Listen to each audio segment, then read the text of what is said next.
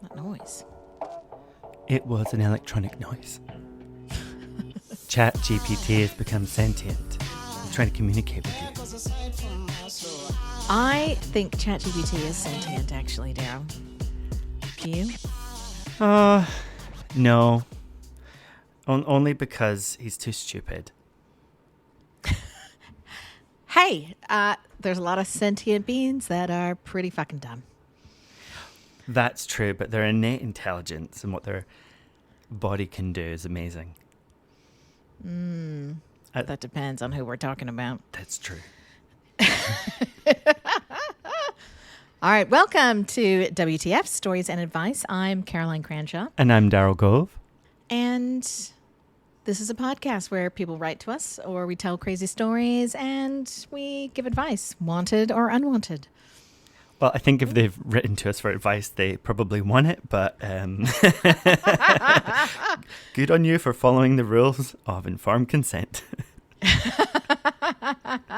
Well, I think it's that they think they want it, but they don't always like it. Yeah, it's not that we get like bad feedback from it. It is more the case that people write to us when there's something they know and they don't want to hear it, but they need to hear it. And so we're going to tell them, and it doesn't feel good. And then other times people are like, light bulb, why didn't I think of that? I should have just cut his dick off. Don't do that. That's not advice. Yeah, no. That's not good. Unless I can think of a few cases where that might be okay, but I'm not going to talk about those on this podcast. John Wayne Bobbitt's wife has a podcast where she talks about that. Oh, did you ever watch his porn? Actually, yes. I didn't know what it was, but my sister's boyfriend, this is like going back 2 decades, brought round the video of John Wayne Bobbitt. And it was the story of him getting his dick chopped off and thrown in the bush. And then all of a sudden the doctors and nurses come out and they're like, ooh, let me help you with your newly sewn on penis. That's right. I forgot about. I watched that in like the 90s. That's how old that is. It's really old. It was really funny. I thought it was a comedy, really. It was, but they did a good job reattaching it, and it definitely seemed to work. So, wow, impressive. So even if you chop someone's dick off, they may still be able to get it reattached and it work. As long as the dog doesn't eat it. Oh, God. Yeah. Yucky. Doesn't get put down the food mincer. Oh, okay. Okay. What's that movie? Is it 21 Jump Street, the remake, where his dick gets chopped off or shot off? Was that the first one or the second one? I haven't seen either of those. Oh, you got to watch them. They're good. They're hilarious. Yeah, it's Jonah Hill and... I knew you were going to say Jonah Hill. Tatum Channing. Yeah, really good. Okay, so we have a letter with someone that needs some advice. So I thought I would read it to you, Daryl. You ready? Excellente. Yes, please. Yes. Okay. Hey, Daryl and Caroline. I came across your podcast and I find you so funny. It feels like you brighten my days with all the comedy and advice. Let me introduce myself. I'm Dimitri. I'm 29 and I have a high sex drive. Unable to start difficult conversations and have a couple of questions I need advice and answers to. Number 1. Sex. Well, you wrote to the right podcast. Is that a question or is that an answer? I used to live in a flat and I met this guy. I'll say his name is Jay and he's from China, online. No, not Grindr, but surprisingly from Tinder. Don't know how that happened. What, you were swiping girls and then you came across a guy? I'll just swipe him. Or an actual match happening? I don't know. I met my partner on Tinder. Funny. Okay, we got along well, and we started seeing each other a lot. I was staying at his place, him coming over to mine, and we just clicked, if you could say that. But yes, and there's always a but. Before I moved out of the house I flatted in, I had to break it off with him because I wasn't in the right headspace or mindset. Okay. Yeah. Fair enough. That went fine, I suppose. So we moved out, and then after a couple of months, I moved out and moved into my place to rent on my own. Jay went back to China to see his family, And while I was in my place all by myself, which I enjoyed, I started hooking up with guys and so much sex. So much sex. Man, that was enjoyable. I had sex every day and even more than 3 times a day with the same guy or different guys. It was so thrilling and I wanted more and more no matter what. I made it a habit to have sex after I came home from work and through to 11 p.m. But once 11 hits, the shop is closed. Is that the deal? I don't know. Oh, dear. Gotta have decent hours. It sounds like he's got a job, so, you know. I wonder if he's like finishes it's 9 to 5 and he's home by 6 and he's going just doing 5 hours of sex. Or if he's doing like an early shift, like 6 till 2 or something, and is having like 9 hours. I don't know. Yeah. I have a high sex drive, as you probably could tell from all the sex I had. That doesn't sound like just a high sex drive to me.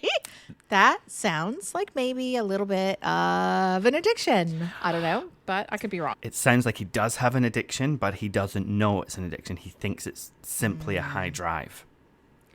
Yeah. Okay, well, we'll get more detail. Yeah. When Jay came back, we talked about him staying for a while until he could find a place for himself. But months later, he is still here.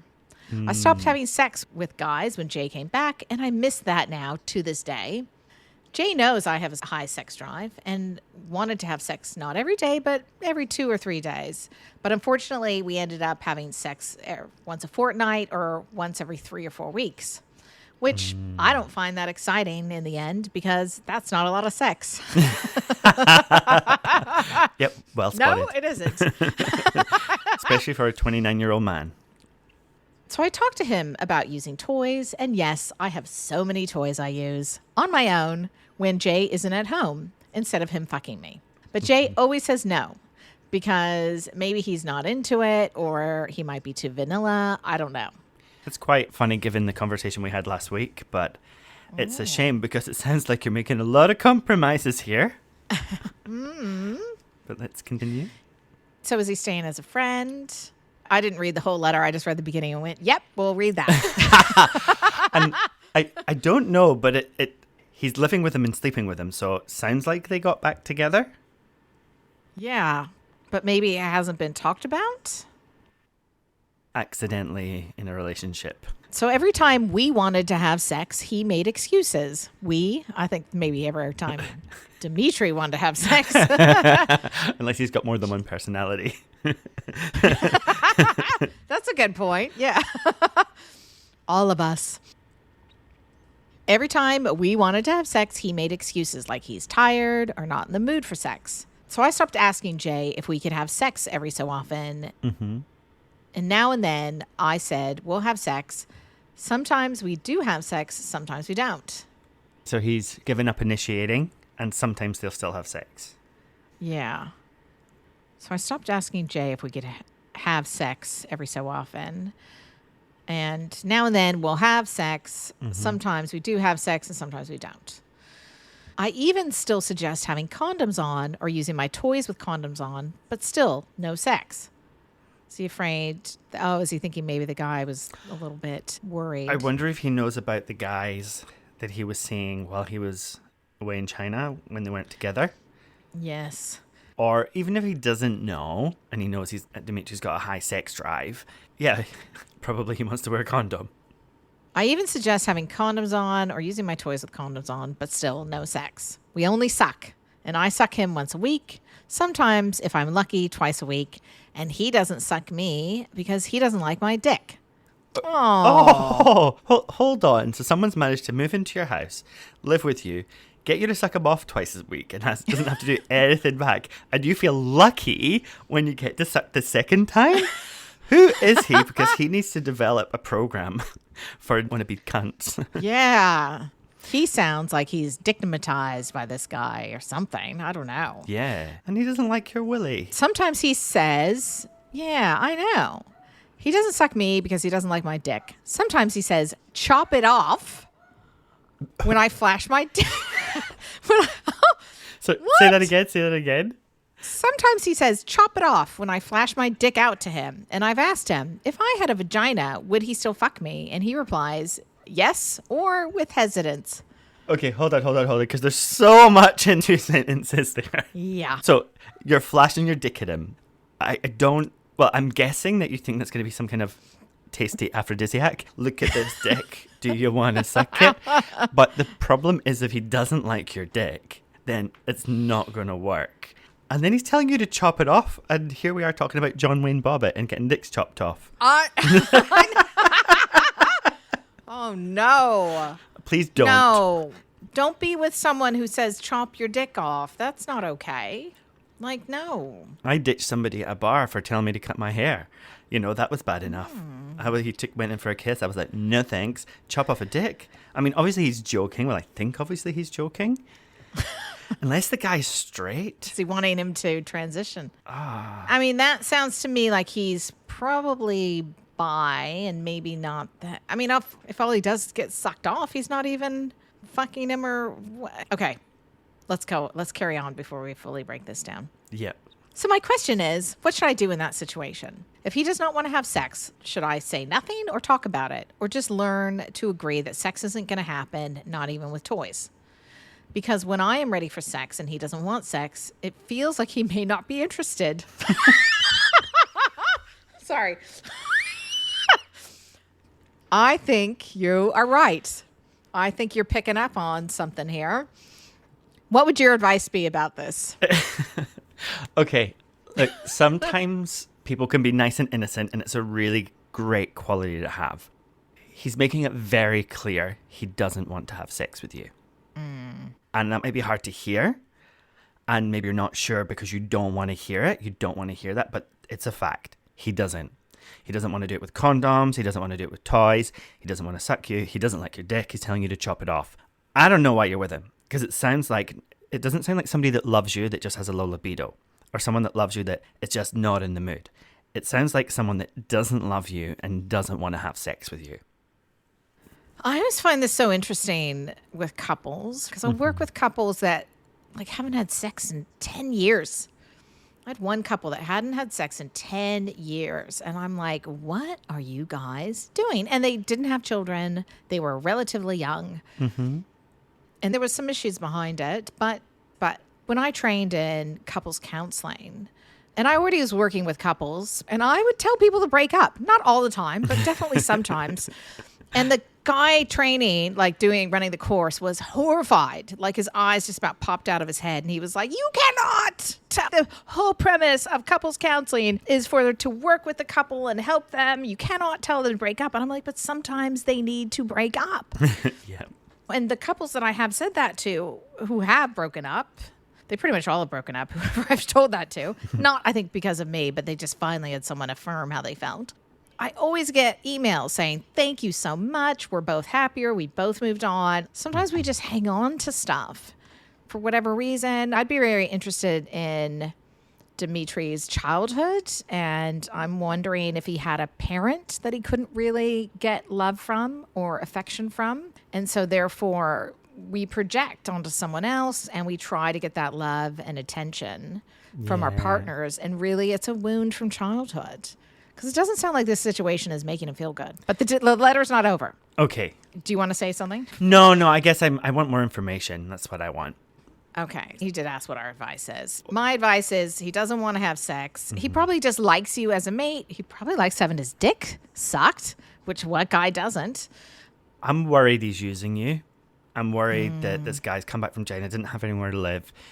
He said he's going to stay. I don't know how long you said, but now you're sleeping together, or you're not, or you're together, or you're not. I'm not quite sure, but he's not reciprocating unless he's doing lots of other lovely things for you, and you have a great relationship with him. Otherwise, he doesn't love you, and so I think you have to break up. I think you have to. Okay, so number 2, the next question: kicking Jay out, keeping Jay, or convincing or making him understand that he needs to get his own house and leave me here. Yes, this has to do with Jay again. Okay, yep. He's thinking on our same lines. Yeah. Ever since Jay came back from China, I feel I'm not in a relationship. Jay thinks we're still in a relationship because I hear him say to other people that we are boyfriends. But in my mind, I've always thought we are just friends, and I still think we are just friends. Jay has been looking for houses to buy for myself and him, and I was happy that we could do that. But since my job hours have been reduced, I am not able to buy a house. Okay, we don't live with, sleep with, and buy houses with our friends when they think we're boyfriends. Just to put that out there. Yeah, I mean, you can buy a house with a friend, but I wouldn't buy a house with a friend that it's a complicated situation like this. Not that you're living with and having sex with, and they think you're boyfriends and you don't think you are. Yeah. Yeah. So when Jay's talked about buying a house for the first time, I always said that I wanted to wait until I had more money and that I wanted to keep saving. But Jay always says, it'll be fine, nothing to worry about. Even though I told him I can't afford even to live with him, not to buy a house, but just to live with him. I can't afford it. I'm sure there have been times where I could talk to him, but I just haven't got the balls to do it. And that's in quotation. I got the balls. Okay. Sounds like you have some balls, sweetheart, with all that sex drive. There are a few things that do get me annoyed, and I admit I'm a little bit lazy in some aspects, but I brush it off because I'm not that mean. I want to tell him I would like him to move out and he can buy a house for himself, but I just can't bring it into the conversation. I study too, and I tell him I want to study and concentrate on that, but he likes to go out for a bit, which is fine. Once I'm in that study zone, I really like to focus and keep going. But he'll disrupt me or try to talk to me, even though I have my headphones on and I'm listening to music. My question is, how do I tell Jay either that he should move out or I don't want to live with him in the nicest way possible? Either way, it's going to hurt him, which I know, because I need and want to have my own space.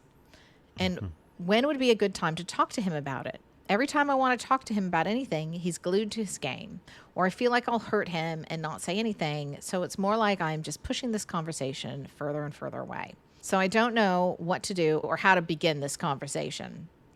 Please, can you shed some light? I'd appreciate it very much. Thank you, Dimitri. Oh, gosh. It's a hard one, and it's so hard to dump people. It's so hard to kick people out. It's so hard to have these conversations. I think step one is you have to disconnect yourself from his emotions and think it's better. Well, it's what's right for you. And ultimately, in the long run, it will be what's right for him. He doesn't want to be with someone that doesn't love him and doesn't want to live with him anyway. And all these little annoyances like him interrupting you while you study, those are just annoyances because you don't want him there. So once he's gone, it's going to be fine. But how to start that conversation? Write a letter. It's, yeah. Dear John. Dear John. Dear Jay. Dear Jay. Sometimes you just can't have these conversations. Sometimes they're too hard. If you feel it's something that needs to be delivered face to face out of respect, write the letter and read it. And don't fib to me and tell me you don't have a moment, because when he interrupts you while you're studying, because he wants to talk, you take off your headphones, you turn round, you take out the letter, let him say what he has to say. Hopefully his grandmother hasn't just died. And then go, Dear Jay, I've written this letter since I haven't been able to talk to you. Get the fuck out! I'm really, really sorry. Sorry. Basically, yeah. Jay, I'm sorry. I appreciate you as a friend. I value you. I want to keep you in my life. I don't love you, and I can't live with you anymore. I would like you to please move out. Yeah. Period. You definitely could write a letter. Don't write it and then leave for a day, because then I've heard lots of stories of coming back to everything destroyed in your house. You always want to do it where then you can stay and get them out. You know what I mean? Yeah. Or you pack his shit one day when he's gone, and then you tell him, and then you make him just leave with his stuff. Well, that's quite traumatic, though. Yeah, that's true. Although, I mean, they're not having sex anyways. I mean, I guess you could give him notice. I'd like you to leave within a week. By the end of the week or by the end of the weekend or whatever. He can get an Airbnb, he can go to a motel, hostel, whatever, a friend. And then if he hasn't left by the end of the week or 2 weeks or however long you want to give him, change the locks, pack his stuff, put it outside. I know people that's happened to on the receiving end. And yeah, and sometimes they weren't given notice. And it's been so traumatizing. One girl, she was a a mother of a young baby, and her husband locked her out and put the furniture even outside. Was like, go live somewhere else. Even left his sofa outside. Yeah, don't be a dick. But how do I do it? Well, you just have to. It's like, how do you take off a plaster, a Band-Aid? You just rip it off. You know, how do you go to the dentist and get work done? You just do it. Like, some things are tough and they're painful, but you just do it anyway. But I suggest you make a time when you're going to do it by, and you have to do it by that time. You have to have this conversation. I don't know what day it is you're listening to this, but you could say by the end of the weekend, you will have this conversation, even if you have to wake him up from his sleep before you go to bed. No matter what, you have this conversation with him. I think you can just say, hey, because it sounds like he was into him. Dimitri was into Jay, but it's not a romantic relationship. I think Dimitri would probably stay if they were having sex and want to be with them, because it's like a friendship, but he's not getting any kind of personal time. So really, what's the benefit? And so for Jay, like, why would he want to stay anyway? So if you tell him go, maybe he'll be relieved. Maybe he wants to go. Maybe it's just too convenient not to. Some people have very low sex drives. I think you do need to rip the Band-Aid off, but you can do it in a really kind way. You know, hey, I really care about you. I think you're an amazing person, but for myself, if I'm going to be boyfriends with someone, if he's referring to him as his boyfriend, that needs to be a sexual relationship for me. And that needs to be not with somebody who tells me to chop my fucking dick off. Maybe don't say that. But yeah, just say that Jay needs to face the fact that he's probably not that into men, or at least into Dimitri. Yeah. And I think it'd be great to buy a house together and all of that, but I don't think you're that into me. You can turn it around and just say, you're not really showing me that you're into me or want to have an intimate sexual relationship. So we need to go our separate ways. And it's important to me to have sex. I'm a 29-year-old man. You know, if that's what's important to him, he needs to, and I'm not getting that from this relationship. You could say, hey, if we start having sex every 3 days or once a week, I mean, it sounds like he's over it. The guy's probably just saving money, likes the company. Yeah, it seems to be, it's a common dynamic, though.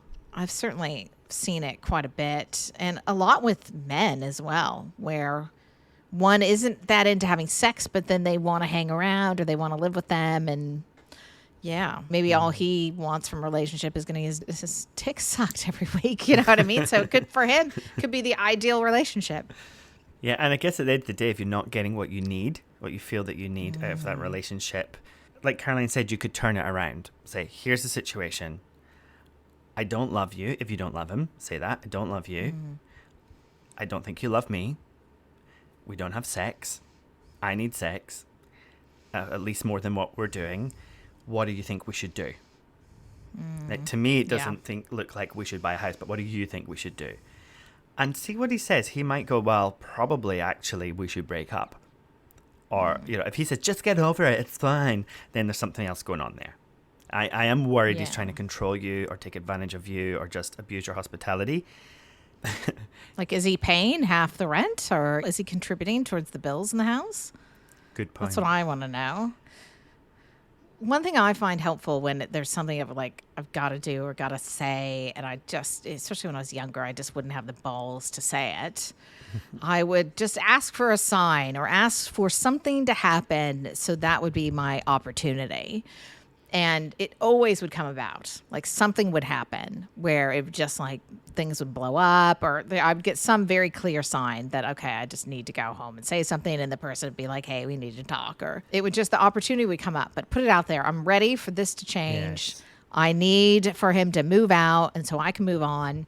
And I wouldn't necessarily say, I don't love you, because I think that can be really triggering for people.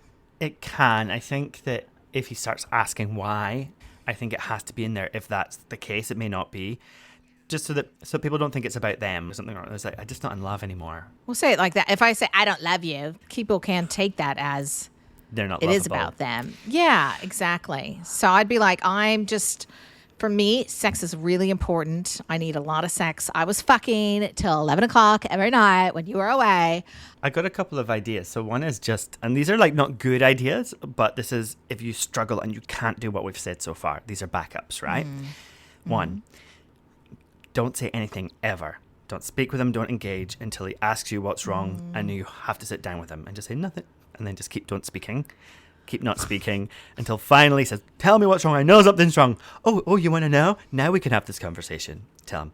Number 2, hire a choir to sing a song about breaking up and get them to come round. We're breaking up with you. Sha-la-la. 3, Flash mob. No. get a flash mob.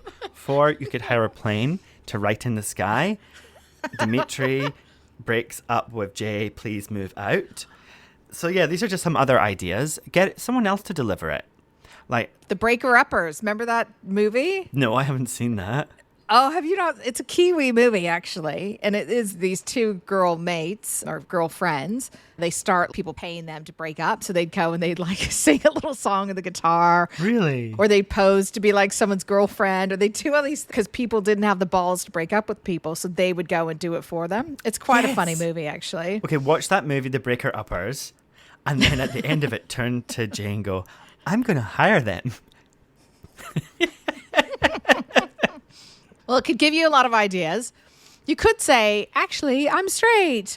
I don't think he's going to believe that. You could become a born again Christian and say, Jesus says I'm not allowed to live with a man. You could just be honest, and you still can be kind. Just say, hey, think you are a great guy. I've really enjoyed hanging out with you. I just am not getting what I need in a relationship. And I wonder if you're getting what you need. And I wonder if you really are gay, if you're telling me he doesn't want anything to do with his dick and he tells him to chop it off. And if this is all too hard, if this is all too difficult, write down what we've told you, sit down and read it to him, or give it to him to read in front of you. Just hand it to him, let him read it. If that's too hard, make him listen to this podcast. That's why you did it. I know you did. Just going to play it in the background. Just send him this episode. Say, listen to it, not when you're driving, and listen to it when you're safe. Listen to it at your mum's house or your friend's house. Life's too short to be with someone you're not happy with. And when you're 29, you should be fucking your brains out, really, if that's your thing. If it's not your thing, then you shouldn't. But if that's what you want to do it safely. That's my other concern, though, with especially gay men, is they're all are taking PrEP. And so then they're not using condoms. And there's other diseases out there. And I find that concerning. It really is. So be safe. Be safe. I got a friend who is a younger gay guy, and he was having a lot of sex. And he was like, oh, I'm on PrEP, so it's fine. And I warned him, and I've said, look, there's lots of other diseases. There's, syphilis, chlamydia, gonorrhea. Herpes, monkeypox. Yeah, it could be. You still need to wear a condom. You still have to. You still have to be safe. Especially because people could tell you they're on PrEP and they're not. Well, exactly. How do you know? Exactly. How do you know? And PrEP hasn't been around long enough for us to know if it's fallible or not. We don't know. Like, we know what the studies say, but we really don't know long-term the effect on the immune system, on the body, etc., etc. So my advice to him was, hey, you've got to wear a condom. He didn't. And what did he do? He went and caught a bunch of stuff. He didn't get HIV because he was on PrEP, which stops you getting HIV, but he got everything else. And, it screwed him up. And it was so, so sad. And I blame the sexual health clinics who are focusing so much on HIV. They're ignoring everything else. It's not like they don't mention it and don't talk about it, but the focus is so on HIV, ending the stigma. There's adverts now that pop up when you're like on Facebook and stuff saying, end the stigma, don't ask people if they're HIV positive. Like, not to even ask about people's sexual health status. It's crazy. So, but at the end of the day, you're responsible for your health and you're responsible for getting your needs met. And so wear a condom. And if you need lots of sex and you're not getting it from Jay, then if you're open to having that with him and staying with him, if things change in that department, speak to him. If you're not, you have to move on. Truth with love. And be safe. Yeah. You can be kind, but you just say, I don't really feel like this is working for me. And what would that look like if he's like bringing up, oh, well, we can buy a house and this and that. I guess you could also ask him, what do you want out of a relationship? What are you looking for? And what do you need? Would you be happy with someone who didn't even want to touch your dick and told you to chop it off? Like, how would that make you feel? I got a feeling that's going to be yeah. I'd love someone to tell me to chop off my dick. I'd love someone. Well, I mean, to be fair, Dimitri was waving his dick around. Yeah, I've had a lot of dicks waved at me, and I've never told anyone I was going to chop it off. Or to go and chop it off. Yeah. Yeah. Actually, never mind. I think I have. That could have been said in jest. I wouldn't take that comment too seriously. It wasn't a dick I knew. I find it's better just to laugh and say, no thanks, I don't smoke. Or let me get my microscope. Where is it? Yeah. Yeah.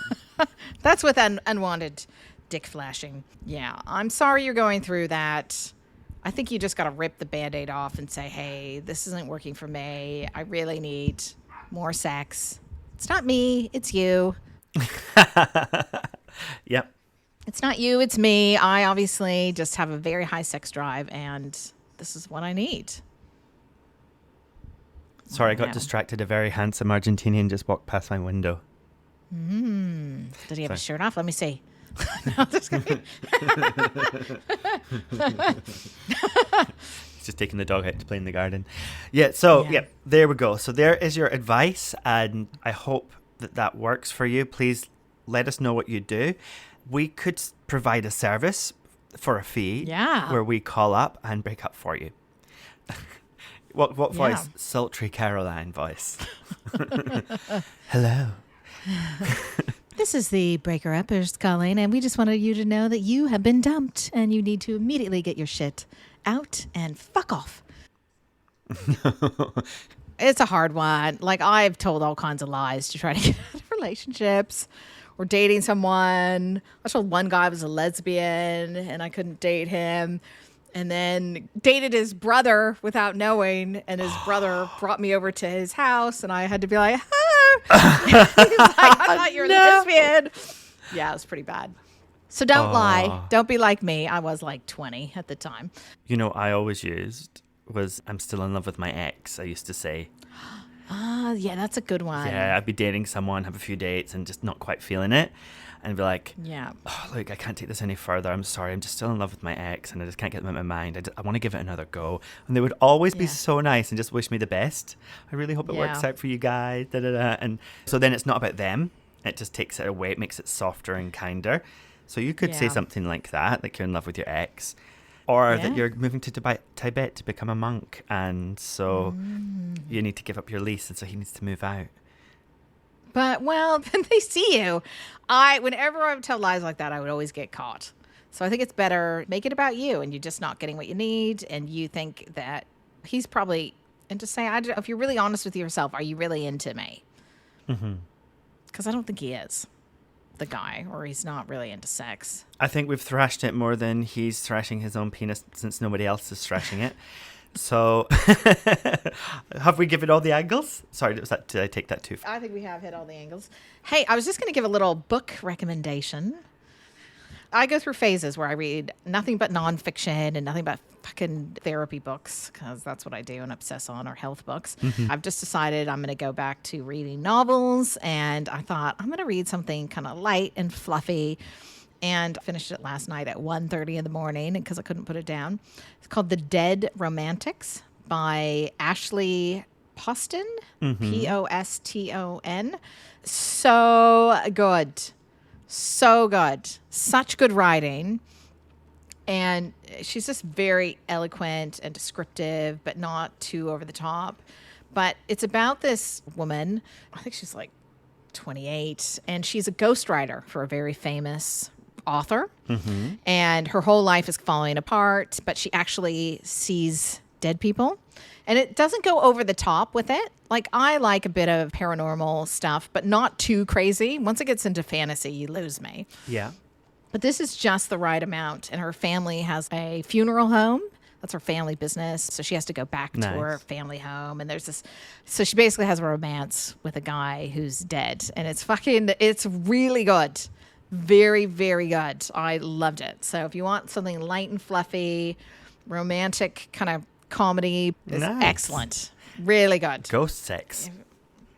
Ghost sex. And the other thing I want to recommend Yeah. that I have never watched, and my mother has told me to watch this show forever. So you could recommend which is something you never watched. You trust your mum. Well, no, I've now watched it. Okay. Obviously. But she's been, so it's not a brand new show, but The Marvelous Mrs. Maisel. Have you watched that? No. Never heard of it. Oh my God.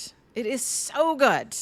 It's on Amazon Prime in New Zealand. I don't know where it is in America, but I'm never one for period pieces. Mm-hmm. Like, I'm always like, no, I want modern. I want like thriller or crime or something along those lines, or funny.